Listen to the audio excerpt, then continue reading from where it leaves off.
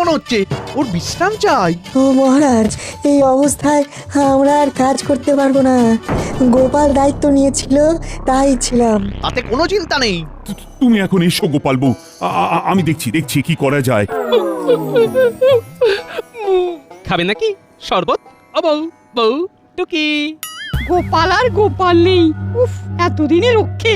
কি আর করা যাবে মন্ত্রী, তুমি বরং দায়িত্ব নাও, পুজো তো এগিয়ে এলো। ধন্যবাদ মহারাজ, ধন্যবাদ। আপনি আমাকে কিছু অর্থ দিয়ে রাখবেন। হ্যাঁ, আমি দেখবেন কেমন সাজিয়ে পুজো অনুষ্ঠিত করব। বেল পাকলে গোপালের কি? মন্ত্রী আসুন, আমায় ভালোবাসুন। এই এই এই ওই তো, আহা, তুমি একে নিয়ে যাও তো, এর বিশ্রাম দরকার।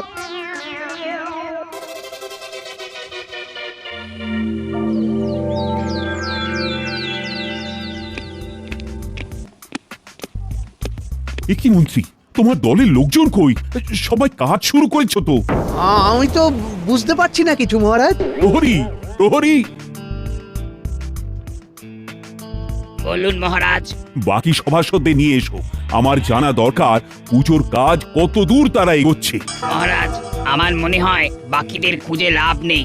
বাইরে গুঞ্জন শুনছিলাম পণ্ডিত, বৈদ্য, জ্যোতিষীকে নাকি কেউ বা কারা অপহরণ করেছে। সে কি?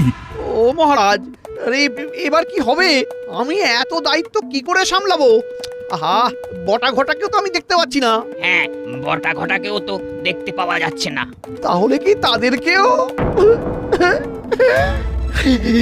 এবার আমার কি হবে? সেনাপতি, তুমি এক্ষুনি মন্ত্রীকে নিয়ে ওদের খুঁজতে থাকো। আচ্ছা মহারাজ। বেল পাকলে গোপালের কি?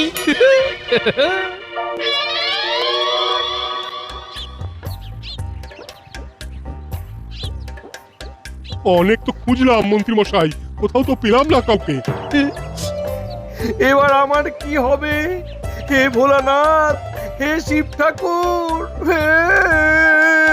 বেল পাকলে গোপালের কি? দূর ছাতা। উফ, এবার দেখছি আমার মাথাও কাজ করা বন্ধ করে দেবে। যাই যাই, বাড়ি গিয়ে বিশ্রাম নিই। যাই।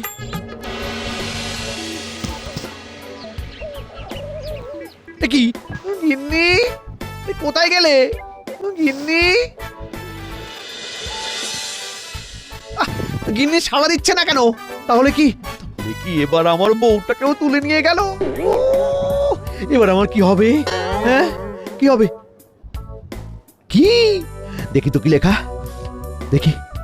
হ্যাঁ, তোর বাপের ঘোড়া পূর্ণ হয়েছে, সবাইকে আমি আমার কাছে টেনে নিয়েছি। এবার তোর পালা।